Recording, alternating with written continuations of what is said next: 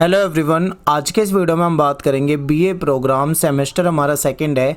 History of India पढ़ेंगे 300 से लेके 1200 वाली। ठीक है, इसमें हम छठी यूनिट करने वाले हैं, यानी कि लास्ट यूनिट जो है वो चोल साम्राज्य के ऊपर है। ठीक है, इसके बारे में हम विस्तार से यहाँ पे जानेंगे। और एक बार आप सिलेबस देख लीजिए, सारी यूनिट यहाँ पे हमने करा दी है। लास्ट यूनिट जो है इस पे आज डिस्कस करेंगे और इसके बाद आपका सिलेबस खत्म हो जाएगा। और इस सब्जेक्ट के मोस्ट इंपॉर्टेंट क्वेश्चन की वन शॉट वीडियो पहले से बनाई हुई है, यानी आपको चैप्टर की वीडियो तो देखनी है, प्लस आपको ये वाली वीडियो भी ज़रूर देखनी है, क्योंकि इसमें आपको पूरे सिलेबस से मोस्ट इंपॉर्टेंट क्वेश्चन जो बनते हैं वो आपको इस वीडियो में मिल जाएंगे, यानी एक सिंगल वीडियो में आपको कंप्लीट इंपॉर्टेंट क्वेश्चन मिल जाएंगे। टेलीग्राम ग्रुप ज्वाइन कर लो, यहाँ पे आपको जो पीडीएफ नोट्स वगैरह होते हैं वो यहाँ पे मिल जाया करेंगे। तो चलिए सबसे पहले शुरुआत करते हैं इंट्रोडक्शन से, यानी कि परिचय जानेंगे और चोल राजवंश जो था, ये साम्राज्य जो था, इसको समझेंगे। ठीक है, तो ये दक्षिण भारत का साम्राज्य है। तो आप जब मैप को देखते हो तो मैप में जो आपको दक्षिण भारत दिखाई देता है, तो इसमें जो तमिलनाडु वगैरह, जो नीचे मदुरई वगैरह जो साइड थी, वहाँ पे आपको क्या है, चोल साम्राज्य देखने को मिलेगा। ठीक है, तो देखते हैं। चोल राजवंश ने भारत में लंबे समय तक शासन किया था, एक काफ़ी लंबे समय तक इनका शासन रहा है। और दक्षिण एशिया, यानी जो साउथ एशिया है, और जो साउथ ईस्ट एशिया, यानी कि जो दक्षिण पूर्व एशिया है, यहाँ पे चोल जो थे एक सैन्य और एक आर्थिक और एक सांस्कृतिक शक्ति बन गए थे। यानी जो चोल साम्राज्य था, इनका व्यापार वगैरह भी अगर आप देखोगे तो वो दक्षिण पूर्व एशिया के देशों से भी होता था। ठीक है, चोल शासन ने भारत, चीन और दक्षिण पूर्व एशिया के बीच में सांस्कृतिक संपर्क बनाया। ये आपको कैसे कायम किया था, ये मैं आपको डिटेल में आगे जब आप पूरा चैप्टर पढ़ोगे ना तो आपको समझ में आ जाएगा। ये इंट्रोडक्शन है, तो आप बेसिक सी लाइनें समझते हुए चलिए। बंगाल की खाड़ी में चोल व्यापारिक जहाज़ों के आवागमन के कारण विद्वानों ने बंगाल की खाड़ी को चोल झील कहा, क्योंकि जो बंगाल की खाड़ी है, जब आप देखोगे मैप को, तो यहाँ पे जो पानी है ये बंगाल की खाड़ी वाला आ जाता है। ठीक है, तो यहाँ पे आपको चोल जहाज़ देखने को मिलेंगे, यानी कि उस समय में क्या थे, चोल जहाज़ यहाँ से जाया करते थे, व्यापार वगैरह इनका हुआ करता था, इसीलिए इसको चोल झील का नाम दे दिया। यानी जो विद्वान थे, इतिहासकार जो है, उसको चोल झील के नाम से कहते थे। चोल इतिहास की जानकारी शिलालेखों से हमको मिलती है, मंदिरों से मिलती है, क्योंकि देखो चोल साम्राज्य जो है ना दक्षिण भारत का, ये जाना ही जाता है मंदिरों के निर्माण के लिए, यानी बहुत सारे मंदिरों का निर्माण करवाया था इनके राजाओं ने। और तमिल साहित्य से हमको इनके बारे में जानकारी मिल जाती है, क्योंकि तमिलनाडु साइड में था, तो जो भी लिखित में साहित्य मिलता है वो तमिल भाषा में ही मिलता है। ठीक है, चोल वंश ने 9वीं शताब्दी के उत्तरार्ध से लेके, यानी 9वीं शताब्दी की शुरुआत से लेकर 13वीं शताब्दी की शुरुआत तक इन्होंने शासन किया, यानी लंबा शासन इनका था। वर्तमान में अगर हम देखें तो कौन सी जगह पे इनका शासन था, तो आज के समय में तो वो तमिलनाडु वाला जो हिस्सा आ जाता है वो आ जाता है, यानी तमिलनाडु में जो कावेरी नदी घाटी पे जो उपजाऊ हिस्सा था, यहाँ पे इन्होंने शासन किया था। ठीक है, आगे देखते हैं। अब बात करेंगे थोड़ा डिटेल से, अच्छे से समझेंगे चोल शासक को, ये जो चोल साम्राज्य थे इनके बारे में जानते हैं। तो देखिए, इसकी संस्थापक की बात करें तो विजयालय हो गया, और ये कांची के पल्लवों के अधीनस्थ थे, यानी पल्लवों के अधीनस्थ हुआ करते थे कभी। उसने 850 ईस्वी में तंजौर पर कब्जा कर लिया और इसको क्या कर लिया, अपनी राजधानी बनाया। तो इनके समय में क्या था, चोल प्रशासन के समय में आपको कई सारी राजधानी देखने को मिलेगी। ठीक है, जैसे तंजावुर हो जाएगा, और इसके अलावा जो कांचीपुरम भी क्षेत्रीय राजधानी के रूप में था, अन्य भी थे, वो आगे डिटेल में जानने वाले हैं। तो 850 ईस्वी में तंजौर पर कब्जा कर लिया था और राजधानी बना लिया था। चोल वंश जो है अपने प्रारंभिक मध्यकाल में अपने प्रभाव और शक्ति के चरम पे था। ठीक है, तो चोल वंश जो है, इसमें क्या था कि जब इसका मध्यकाल था, प्रारंभिक मध्यकाल में, ये सबसे ज़्यादा ताकतवर था इस समय में। दूसरा चोल राजा जो है वो है आदित्य प्रथम। पल्लव वंश के अंत के कारण ये बना था, और इसके बेटे जो थे वो परांतक प्रथम थे। इन्होंने पांड्य शासक जो राजसिन्हा थे द्वितीय, इससे मदुरई को जीत लिया था। और मदुरई जो क्षेत्र है ये किस लिए फेमस है, याद रखना, मदुरई जो क्षेत्र है ये मंदिरों के लिए फेमस है, यहाँ पे बहुत ज़्यादा मंदिरों का निर्माण हुआ है। ठीक है, तो इन्होंने क्या, जो परांतक प्रथम है चोल शासक है, इन्होंने ये क्षेत्र जीत लिया था, और मदुरई गोंडा की उपाधि इनको धारण की गई, यानी इनके नाम के साथ मदुरई गोंडा की उपाधि भी लगाई जाती है। ठीक है, परांतक प्रथम जो एक महान शासक है चोल साम्राज्य का, याद रखना, परांतक प्रथम जो है चोल साम्राज्य का सबसे महानतम शासकों में इसका नाम आता है। ये एक महान सेनापति भी था। ठीक है, और इसने व्यापक विजय प्राप्त करी, ज़्यादा से ज़्यादा क्षेत्रों को इसने जीता और अपने साम्राज्य में मिलाते गए। इनके राज्य का आंतरिक प्रशासन जो था वो बहुत ही अच्छी तरीके से संचालित था, यानी कि जो अंदरूनी प्रशासन था, जो व्यवस्था थी, वो बेहतरीन व्यवस्था थी। इन्होंने एक शिलालेख में गाँव की सभा के संचालन के नियम बनाए, यानी जो गाँव की जो सभा होती है, ठीक है, ग्राम सभा जो होगी, उसको कैसे संचालित किया जाएगा, उसके लिए जो रूल्स होते हैं वो रूल्स इन्होंने बनाए थे। एक शिलालेख में उसके सबूत मिलते हैं, ठीक है। इन्होंने स्थानीय स्वशासन के समुचित प्रशासन के लिए कई सुधार करे, क्योंकि जो शासन है वो लोकल लेवल पे चलना जरूरी है। देखिए, केंद्रीय लेवल पे तो सम्राट होता ही था, यानी शासक होता था, लेकिन इन्होंने क्या करा, जो गाँव के लेवल पे, छोटे लेवल पे, जो लोकल लेवल पे शासन होता है, जिसको स्थानीय स्वशासन कहते हैं, उसकी भी इन्होंने उचित व्यवस्था करी थी। इसके बाद राजराजा जो है, इन्होंने एक स्थायी सेना बनाई और इन्होंने नौसेना बनाई। तो याद रखना कि चोल प्रशासन के पास अपनी एक नौसेना भी थी, जिसके लिए फेमस है। सेना को अगर बात करें तो उसमें हाथी वाले सैनिक थे, घुड़सवार सेना भी होती थी, पैदल सेना भी होती थी, इन सब में बांटी हुई थी। यानी सेना को अगर हम देखें, इनके पास जो सेना थी उसको हम कैटेगरी में बांट के देख सकते हैं, ठीक है। एक तो हाथी वाली सेना जिसमें हाथी सवार होते हैं, एक घुड़सवार सेना हो जाएगी, एक पैदल सेना हो जाएगी, ठीक है, नौसेना भी थी। तो इस तरीके से इसको बांट के देख सकते हैं। पांडे हो गए, चेर हो गए, सिंगल हो गए, इन्होंने चोलों के खिलाफ गठबंधन करा, क्योंकि देखिए चोल साम्राज्य जो था इसका भी कहीं ना कहीं कंपटीशन रहता था, ठीक है। इनके साथ भी कुछ ऐसे अन्य साम्राज्य रहे हैं जिनके साथ इनका विवाद रहता था, लड़ाई झगड़े संघर्ष चलते रहते थे। तो पांडे हो गए, चेर हो गए, सिंगले, इन सब ने मिलकर क्या करा, इनको खिलाफ एक गठबंधन बना लिया। राजराजा ने कंदलूर युद्ध में चेर राजा जो भास्कर थे, ठीक है, रविवर्मन, इनकी नौसेना के जो बेड़े थे उसको नष्ट कर दिया। यानी कि चोलों के खिलाफ जो इन्होंने बनाया था ग्रुप, इसमें से चेर राजा को तो इन्होंने यहाँ पे पराजित कर दिया।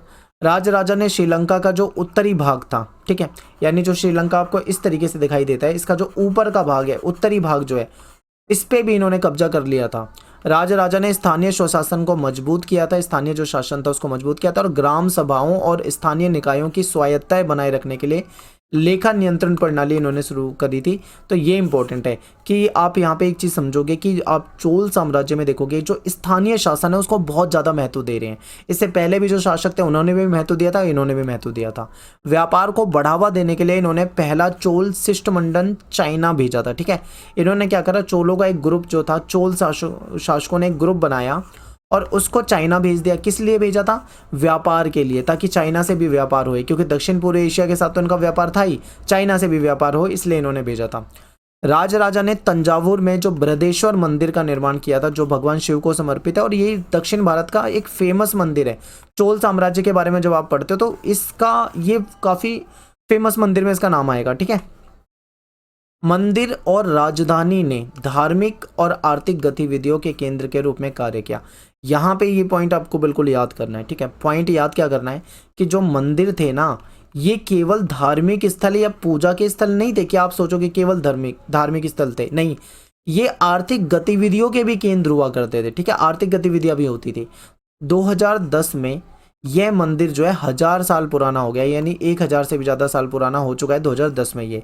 और यूनेस्को जो है उसने इसको विश्व धरोहर का हिस्सा मान लिया है, ठीक है, इसको बनाया है। तो ये भी इंपॉर्टेंट हो जाता है इसलिए। फिर इसके बाद क्या है कि ग्रेट लिविंग चोल मंदिर के रूप में इसको जाना जाता है। और राजराजा के जो उत्तराधिकारी थे राजेंद्र, ये एक योग्य शासक और सफल योद्धा थे। राजेंद्र ने क्या करा, 1017 में श्रीलंका पर आक्रमण किया और पूरे द्वीप पर इन्होंने क्या करा, कब्जा कर लिया, ठीक है, पूरे द्वीप पर, यानी श्रीलंका पे आक्रमण करके पूरा श्रीलंका जो था उस पर कब्जा कर लिया था। सिंघल राजा जो थे वो महिंद्रा, ठीक है, सिंघल राजा महिंद्रा जो थे, इनको इन्होंने बंदी बना लिया।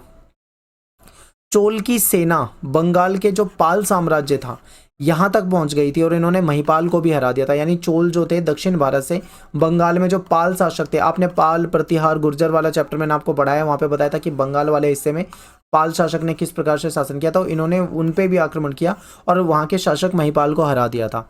1025 में राजेंद्र ने हिंद महासागर में चोल सेना का नेतृत्व किया और श्री विजय पर इन्होंने हमला किया। फिर राजेंद्र चोल ने क्या करा, एक बड़ी कृत्रिम झील बनाई थी, आर्टिफिशियल झील, यानी इन्होंने खुद से उसका निर्माण करवाया था, जो भारत की सबसे बड़ी मानव निर्मित झीलों में उसका नाम आता है। तो इंपॉर्टेंट है। तो यहाँ पे आपको देखो, समझ तो सब कुछ आ जाएगा, बट आपको नाम याद रखने में दिक्कत होगी।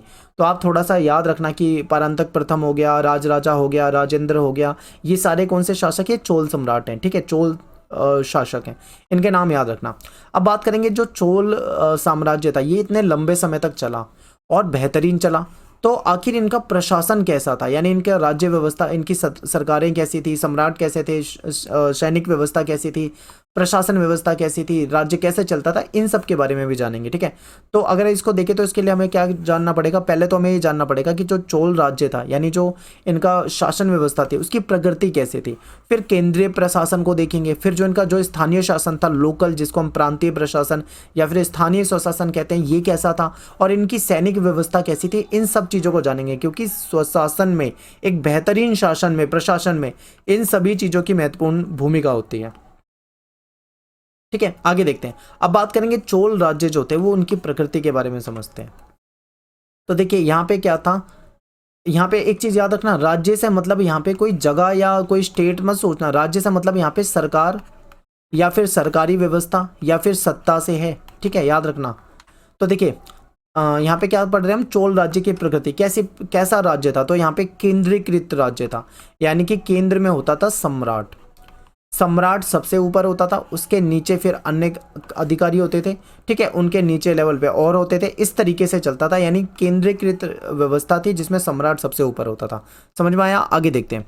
स्थानीय सभाओं और ब्राह्मण गांवों द्वारा निभाई गई भूमिका महत्वपूर्ण थी, यानी यहाँ पे स्थानीय सभा की जाती थी और ब्राह्मणों के द्वारा क्या होता था, यहाँ पे भूमिका महत्वपूर्ण निभाई गई थी, क्योंकि ब्राह्मणों की संख्या जो थी वो गाँव वगैरह में काफ़ी ज़्यादा होती थी। फिर भक्ति आंदोलन हो गए, शहरीकरण हो गए, भूमि अनुदान हो गए। ठीक है, इन सब में ग्राम सभाओं की महत्वपूर्ण भूमिका होती थी, क्योंकि ग्राम सभा जो होती थी वो एक जगह इकट्ठा होती थी, और ये कहाँ पे होती थी, मंदिर, जो मंदिर होते थे, मंदिर का जो मंडप वाला हिस्सा होता था, यहाँ पे ये पंचायत या यह सभा हुआ करती थी। ठीक है, यहीं से भक्ति आंदोलन, शहरीकरण और भूमि अनुदान, इन सब चीज़ों पर चर्चा वगैरह होती थी। फिर इसके बाद है स्वायत्त गांव और नगर प्रशासन, यानी यहाँ पे जो गांव थी उनको स्वायत्तता मिली हुई थी। ठीक है, और नगर प्रशासन यहाँ पे बेहतरीन था, क्योंकि आप देखोगे कि यहाँ पे प्रशासन जो था वो एक तरह से आपको कई जगह पे नगरीय प्रशासन भी देखने को मिलता है। प्रशासन के शीर्ष पर सम्राट होता है, ये मैंने आपको स्टार्टिंग में ही बता दिया था कि सबसे ऊपर जो होगा, शीर्ष पे जो होगा वो सम्राट होगा, बाकी सारे जो होंगे वो उसके नीचे होंगे। ठीक है, यानी सब उससे नीचे स्तर पे होंगे। सम्राट क्या करेगा, ऑर्डर देगा, आदेश देगा, और उसको जो नीचे अधिकारी होते हैं उन सबको उसको लागू करवाना होगा। ठीक है, इसके बाद क्या है कि जब कोई, मान लीजिए कोई राजा जो है वो मृत हो जाता है, यानी उसकी मृत्यु हो जाती है, तो उसको श्रद्धांजलि देने के लिए क्या किया जाता था, मंदिर का निर्माण करा दिया जाता था। तो चोल साम्राज्य जो है वो फेमस ही मंदिरों के निर्माण के लिए। नेक्स्ट है आपका केंद्रीय प्रशासन। अभी तो हमने देखा कि राज्य की प्रकृति कैसे थी, तो आपने समझ लिया कि केंद्रीकृत व्यवस्था होती थी, सम्राट सबसे ऊपर होता था, उसके नीचे अधिकारी होते थे, अधिकारी सम्राट के लिए काम करते थे, और इस तरीके से शासन चलता था। अब बात करेंगे केंद्रीय प्रशासन, क्योंकि शासन दो तरीके से था, एक तो केंद्रीय प्रशासन यानी जो केंद्र से हो रहा है, और दूसरा स्थानीय स्वशासन था, या जिसको हम प्रांतीय प्रशासन कहते हैं, जो लोकल लेवल पे होता है। ठीक है, अब देखते हैं यहाँ पे व्यवस्था जो थी केंद्रीय की बात करें तो यहाँ पे राजतंत्रीय व्यवस्था थी, यानी कि राजा का शासन था। ठीक है, तो ये बहुत ही आसान है, आपको पता ही है, राजा का शासन होता था, और राजा जो होता था वो सर्वोच्च पद था, यानी सबसे ऊंचा पद जो होता था वो राजा का होता था, राजा सबसे ऊपर था। फिर क्या है, तंजावुर जो थी वो प्रारंभिक राजधानियों में आती थी। इसके अलावा फिर ये गंगकोट चोलपुरम हो गया, कांचीपुरम हो गया, मदुरई हो गया, ये इनकी लोकल जो क्षेत्रीय राजधानियाँ होती थी वो होती थी। मेन राजधानी के रूप में आपको तंजावुर वगैरह ही देखने को मिलेगा। राजा सर्वोच्च और परोपकारी अधिनायक था, यानी राजा का पद सर्वोच्च था, सबसे ऊपर था, ये हमने पहले ही देख लिया है, और ये परोपकारी था। ठीक है, ये जिस तरीके से चाहे उस तरीके से व्यवस्था को चला सकता था, राजा के ऊपर ही सब कुछ होता था।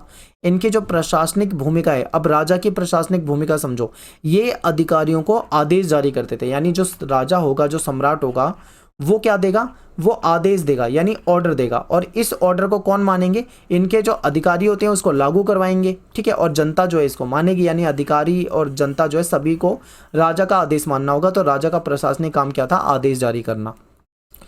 चोल राजाओं ने मंदिरों का निर्माण किया और उन्हें संपत्ति दी।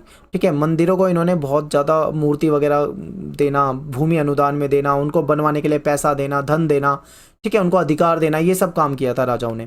मंदिरों ने न केवल पूजा स्थलों के रूप में काम किया बल्कि आर्थिक गतिविधियों के केंद्र के रूप में भी काम किया। देखिए, मैंने आपको जब इंट्रोडक्शन बताया था ना, मैंने आपको वहाँ पे क्लियर बताया था कि जो मंदिर थे उसका इस्तेमाल केवल पूजा के लिए नहीं होता था, कि पूजा प्रार्थना के लिए, बल्कि आर्थिक गतिविधि का केंद्र भी मंदिर हुआ करते थे उस समय में। राजस्व विभाग ने करों और बकाया के संग्रह में बहुत महत्वपूर्ण भूमिका निभाई। इन्होंने क्या करा था, एक राजस्व विभाग बना रखा था, यानी एक टैक्स डिपार्टमेंट बना हुआ था, और ये जो टैक्स इकट्ठा होता था उसको, और जो बकाया रहता था यानी जो बैलेंस रहता था उसका, उन सबको इकट्ठा करने के लिए जो महत्वपूर्ण भूमिका निभाता था वो कौन था? इनका टैक्स डिपार्टमेंट होता था। इसके बाद ये तो हो गया केंद्रीय प्रशासन। अब बात करते हैं प्रांतीय प्रशासन। देखिए, राजा जो है वो सबसे ऊपर है, ठीक है। अब इसका जो क्षेत्र है वो बहुत बड़ा है।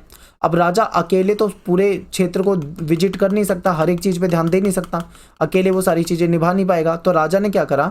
राजा ने दो तरीके से सरकार को डिवाइड कर दिया। एक तो केंद्रीय प्रशासन हो गया, और एक हो गया प्रांतीय। प्रांतीय मतलब जो लोकल लेवल पे, बिल्कुल छोटे स्तर पे, जमीनी स्तर पे हो। तो ये सब क्या थे? सब राजा के अधीन हुआ करते थे। तो इस तरीके से प्रांतीय प्रशासन था, इसको समझते हैं। तो प्रांतों को छोटे छोटे हिस्सों में बांटा होता था। कैसे बांटा था देखते हैं।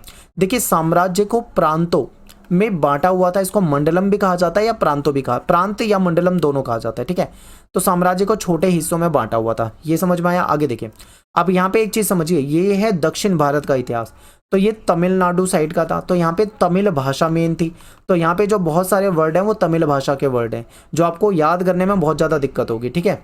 तो समझिए, प्रांतों को डिवीजन के रूप में बांटा था, जिसको तमिल भाषा में बल्लानाडु कहा जाता है। जिला स्तर पे बांटा हुआ था, जिला को नाडु कहा जाता है। ये सब तमिल भाषा के वर्ड है, नाडु, बल्लानाडु, कॉटन, कुर्मू, ठीक है। ये हिंदी भाषा के शब्द नहीं है, इसलिए आपको याद करने में दिक्कत जरूर होगी, तो याद रखना। प्रांतों को इन्होंने डिवीजन में, जिले के लेवल पे, ग्राम समूह में यानी जिसको कॉटन कहा जाता है, गांव के रूप में यानी जिसको कुर्म कहा जाता है, इस तरीके से इनको डिवाइड किया हुआ था। स्थानीय स्तर पे बात करें तो केंद्र का काम जो था वो नाडु करते थे, यानी जो इस लोकल लेवल पे जो मेन जो जिम्मेदारी थी वो किसकी होती थी? नाडु की होती थी, जो चोल प्रशासन के शासन के मेन आधार माने जाते थे। यह एक सामाजिक और कृषक इकाई के रूप में काम किया करते थे, ठीक है। समाज के महत्वपूर्ण होते थे और किसानों के रूप में भी काम करते थे, और अनेक ग्राम इनके अंदर में कई सारे गांव भी शामिल होते थे। जो राज्य है यानी शासन है, उसने भूमि सर्वेक्षण और मूल्यांकन की एक बहुत बड़ी जो प्रोजेक्ट था, परियोजना थी, उसको शुरू की और साम्राज्य का पुनर्गठन करा, पूरे चोल साम्राज्य का। गांव स्तर पे मामूली विवाद भी हो जाते थे जिसका निपटारा कराया जाता था। नगर स्वायत्ता हो गई या गांव की स्वायत्ता हो गई, ठीक है। ये समान थी, दोनों को समान महत्व दिया जाता था और दोनों को सभाओं द्वारा प्रसारित किया जाता था। यहाँ पे जो लोकल लेवल पे काम हो रहा है वो ग्राम सभा उसमें महत्वपूर्ण भूमिका निभा रही है, ठीक है। तो ग्राम सभा जो है वो महत्वपूर्ण है, आपको याद रखना है। चाहे नगर स्वायत्ता हो या ग्राम स्वायत्ता हो, समान माना जाता था और इसमें सभा जो होती थी उसकी महत्वपूर्ण भूमिका होती थी। स्थानीय स्तर पे, अगर लोकल स्तर पे बात करें तो उर और सभा, ये स्थानीय निकाय, ठीक है। नगरम, उर सभा, नगरम, ये सब स्थानीय निकाय यानी स्थानीय संस्था के रूप में प्रशासन चलाते थे। उर का मतलब क्या है? यहाँ पे उर का मतलब है साधारण गांव के कर देने वाले लोगों का समूह, यानी कि जो गांव के साधारण लोग हैं जो टैक्स देते हैं, उनका जो ग्रुप है उसको उर कहा जाएगा, ठीक है। सभा में क्या होता है? सभा वगैरह होती है जिसमें ब्राह्मणों की बैठक वगैरह होती थी। नगरम, शहरों और कस्बों को व्यापार के केंद्र के रूप में अधिक पाया जाता है, ठीक है। जो क्या होता था, जो कस्बे हैं, जो ना तो पूरे तरीके से गांव थे और ना ही पूरे तरीके से नगर थे, तो ये कस्बे जो होते हैं, जो गांव से तो ज़्यादा डेवलप हो जाते हैं लेकिन नगर से कम होते हैं, ऐसे कस्बे हुआ करते थे और वहाँ पे शहर हुआ करते थे। तो ये कस्बे और शहर जो होते थे, ये यहाँ पे अगर आप देखोगे तो ये मेनली व्यापार के केंद्र के रूप में पाए गए हैं, यानी यहाँ पे व्यापार ज़्यादा होता था, ठीक है। नेक्स्ट है आपका सैन्य व्यवस्था, यानी इनके पास सेना भी होती थी, सैनिक व्यवस्था भी होती थी। तो चोल राजाओं की इनके पास एक प्रोफेशनल सेना थी, जिसमें जो सेनापति होता था वो सबसे ऊपर होता था। इसके 4 मेन तत्व होते थे। इनके पास एक घुड़सवार सेना होती थी जो घोड़े का इस्तेमाल करती थी। हाथी सेना होती थी जिसमें हाथी होते थे, ये मैंने आपको स्टार्टिंग में बताया था। पैदल सैनिक भी होते थे इनके पास, और नौसेना भी थी, ये मैंने आपको स्टार्टिंग में बता दिया है, ठीक है। तो ये इनके पास क्या होती थी? अपनी आर्मी, अपनी सेना भी होती थी। तलवारधारी जो होते थे वो सबसे स्थायी और भरोसेमंद सैनिक माने जाते थे, क्योंकि उस समय में तलवार का बहुत महत्व होता था युद्ध वगैरह में। इनकी सेना में तीरंदाज भी होते थे, जो तीर वगैरह चलाना, तीरबाजी करना जानते थे। हाथियों ने सेना में एक महत्वपूर्ण भूमिका निभाई थी। चोल नौसेना जो थी वो प्राचीन भारत की समुद्र शक्ति की सबसे बेहतरीन नौसेना में मानी जाती थी।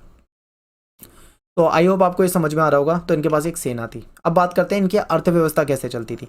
तो देखिए, अर्थव्यवस्था की बात करें तो भू राजस्व हो गया, जमीन से मिलने वाला टैक्स, और जो व्यापार से मिलने वाला टैक्स था, ये इनका मेन साधन होता था कमाई का। चोल शासकों ने सोने के, चांदी के, तांबे के जो सिक्के थे वो जारी कर रखे थे, और कृषि बस्तियों ने नगरों का आधार बनाया हुआ था। नगर ही इनके मेन आधार हुआ करते थे। और चोल शासक जो थे इन्होंने कौन से उद्योग को सबसे ज़्यादा बढ़ावा दिया था, प्रोत्साहित किया था? तो बुनाई उद्योग, क्योंकि रेशम की बुनाई होती थी, ठीक है, तो रेशम की बुनाई के लिए प्रोत्साहित किया जाता था। कांचीपुरम जो था वो रेशम का मेन केंद्र होता था। और यहाँ पे देखो दो समुदाय होते थे, दो, आप इसे जाति जनजाति के रूप में देख सकते हो। यहाँ पे एक सोलियर और एक कोयलर, ये दो समुदाय थे जो कि किस काम में लगे हुए थे? ये बुनाई के काम में लगे हुए थे, ठीक है, बुनाई का काम करते थे। नेक्स्ट है आपका खेती यानी कि कृषि, एग्रीकल्चर। तो कृषि अर्थव्यवस्था की समृद्धि जो थी वो सिंचाई सुविधाओं पे काफ़ी हद तक निर्भर करती थी, क्योंकि सिंचाई सुविधाएं इसकी रीढ़ होती थी कृषि की। सिंचाई अगर सुविधा बेहतर है तो कृषि अच्छी होगी, ठीक है। इसीलिए कुएं और तालाब की खुदाई करवाई गई थी ताकि इनको पानी मिल जाए। चोल शासकों ने क्या करा, कावेरी और जो अन्य जो नदी थी उस पे बांध भी बना दिए थे, ठीक है, पानी को रोका जा सके, पानी को कहीं और डाइवर्ट किया जा सके। इसलिए जमीन के बड़े हिस्से पर पानी जो था वितरित करने के लिए नहरों की खुदाई होती थी। यहाँ पे टाइपिंग की मिस्टेक है, माफ़ी चाहूँगा, नहरों होगा, ठीक है।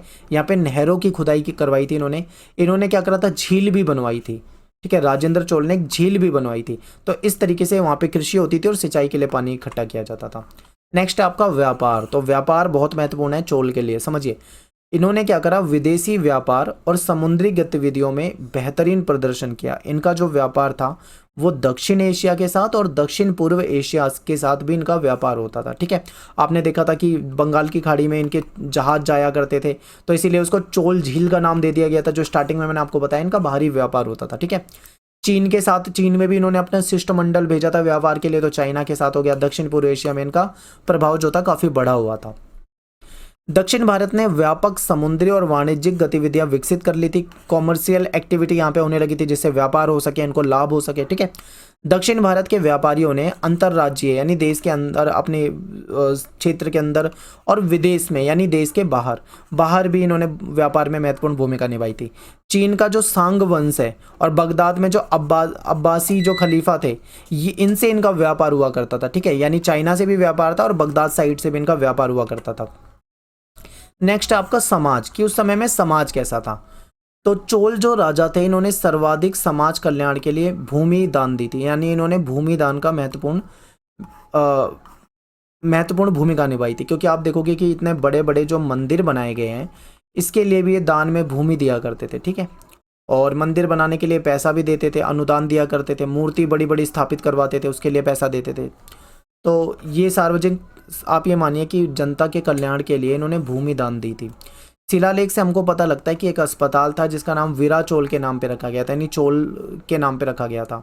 समाज में जो कृषक वर्ग था यानी जो खेती करने वाले लोग थे वो काफ़ी ज़्यादा हुआ करते थे। अभिलेखों की गुणवत्ता की बात करें तो साक्षरता, उच्च शिक्षा की ओर इशारा करते हैं। इस जो अभिलेख मिले ना उनकी जो क्वालिटी है वो बहुत अच्छी है। इससे पता लगता है कि यहाँ के लोग साक्षर थे और लोगों को उच्च शिक्षा मिली हुई थी, यानी बेहतरीन वो पढ़ना लिखना जानते थे। इन अभिलेखों को दरबारी कवियों द्वारा लिखा गया था और प्रतिभाशाली कारीगर जो होते थे वो इस पे काम करके उन्होंने इसको बनाया था। तमिल शिक्षा का माध्यम होती थी, क्योंकि दक्षिण भारत का है तो वहाँ पे जो भाषा थी वो तमिल थी, मैं आपको स्टार्टिंग में बता चुका हूँ। और एजुकेशन जो होती थी वो तमिल मीडियम में ही होती थी, ठीक है। धार्मिक मठ जो थे वो विद्या के केंद्र थे जिनको सरकारी सहायता मिलती थी, यानी जो शासक होते थे वो इसको सहायता किया करते थे। भूमि अनुदान से कृषि में व्यापक विस्तार और प्रसार हुआ, यानी खेती के लिए भी भूमि अनुदान हुई, मंदिर के लिए भी भूमि अनुदान हुई। तो ये सारी चीज़ें आपको यह समझनी है। अब बात करेंगे इनके मंदिर की, ठीक है। मंदिर बहुत ज़्यादा बनवाए इन्होंने। तो अब मंदिर में देखो आपको बहुत सारे मंदिरों के नाम याद रखने होंगे, ठीक है। तो आप मेन याद कर लो कि अगर हम बात करें तो इनकी शहरीकरण की मेन विशेषता देखें तो मंदिर परिसर का निर्माण था। यानी ये जो चोल प्रशासन है ये फेमस किस लिए, मंदिर बनवाने के लिए। तमिलनाडु के बहुत सारे इलाके ऐसे थे जहाँ पे मंदिर का निर्माण हुआ था और वहीं उसके मंदिरों के आसपास ही शहरी केंद्र बन गए और व्यापार के नगर बन गए, ठीक है। तंजावुर का जो बृहदेश्वर मंदिर है ये आपको मैं शुरू में बता चुका हूँ कि चोल साम्राज्य में जो फेमस मंदिर है वो बृहदेश्वर मंदिर आता है। मंदिर के चारों ओर जो थे, जैसे ये मान लीजिए मंदिर है, इसके उधर राजनीतिक जो लोग होते हैं वो रहते हैं, पुजारी लोग रहते हैं, व्यापारी लोग रहते हैं, यानी मेन केंद्र, आर्थिक केंद्र के रूप में मंदिर यूज किए जाते थे। चोल राजा ने कावेरी नदी के किनारे कई भगवान शिव के मंदिरों का निर्माण करवाया था। चोल मंदिर की वास्तुकला को इसकी भव्यता के साथ, यानी भव्य मंदिर तो थे लेकिन सूक्ष्म कारीगरी के लिए भी जाना जाता है कि इतनी छोटी छोटी इतनी बेहतरीन मूर्तियां आपको मंदिर की दीवारों पे मिलेगी, अंदर आपको भित्ति चित्र वगैरह मिलते हैं, तो बेहतरीन, मतलब आप उसे देखोगे ना इन मंदिरों को तो आप कहोगे कि वाह क्या कलाकारी थी, वो भी उस समय में। मंदिरों के निर्माण को राजराजा चोल और उनके पुत्र राजेंद्र चोल जो थे, इन्होंने करवाया था। इनसे बहुत ज़्यादा प्रेरणा मिली, आगे के शासकों ने भी करवाया। द्रविड़ या दक्षिण भारतीय वास्तुकला की शैली जो है वो चोलों के द्वारा ही विकसित की गई है, ऐसा माना जाता है। ग्राम सभा जो मंदिर के मंडप में ही अपनी बैठकें करा करती थी। मंदिर जो होता था उसका मंडप जो मेन होता था, यहाँ पे जो पंचायत होती थी, ग्राम सभा वगैरह यहाँ पे मीटिंग करा करती थी। तो मंदिर केवल पूजा के स्थल नहीं थे, ग्राम सभा के लिए भी यूज़ में आते थे, व्यापारिक केंद्र के रूप में भी यूज़ आते थे, हर तरह से यूज़ होते थे। ठीक है। 1009-1010 में निर्मित जो शिव मंदिर है वो चोलों की भौतिक उपलब्धियों को बताते हैं। ठीक है, कि कितना ज़्यादा इनके पास पैसा था, कितना ज़्यादा बेहतरीन कारीगरी थी, कितनी ज़्यादा बेहतरीन वास्तुकला थी, उसके बारे में हमें पता लगता है। ठीक है, नेक्स्ट है मूर्तिकला और चित्रकला। अब देखो मंदिर थे तो जाहिर सी बात है मंदिरों में मूर्ति होगी, तो बहुत बड़ी बड़ी मूर्तियां रखवाई जाती थी। तो चोल काल में मूर्तिकला के क्षेत्र में काफ़ी प्रगति देखी गई है। श्रीनिवास जो सनलूर है, यहाँ पे जो कुरंगानाथ मंदिर है इसकी दीवार पे बहुत ही बड़े बड़े सुंदर चित्र मिले हैं, तो चित्रकारी बहुत बेहतरीन थी। बृहदेश्वर मंदिर की दीवारों पे भी बहुत बड़े आकार में चित्र मिले हैं और मूर्तियां मिली हैं। ठीक है, चोलों को विशेष रूप से जो नटराज की जो कांस्य की मूर्ति होती है इसके लिए जाना जाता है। ठीक है, आगे देखिए, कुंभकोणम में नागेश्वर मंदिर में नटराज की छवि इसका सबसे बेहतरीन एग्जाम्पल है।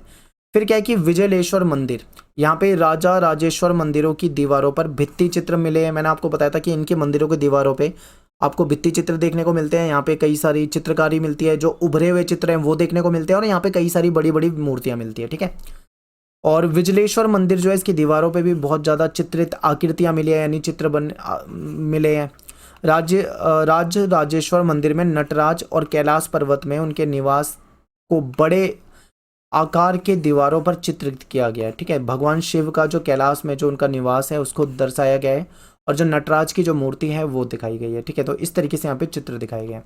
तो आई होप आपको समझ में आया होगा। पूरा का पूरा जो चोल साम्राज्य था यही है आपका, इसी से इंपॉर्टेंट क्वेश्चन बनते हैं। अगर आप वीडियो को ध्यान से देख लोगे 1 से 2 बार तो आपको याद हो जाएंगे। मिलते हैं नेक्स्ट वीडियो में। Thanks for watching. जय हिंद, जय भारत।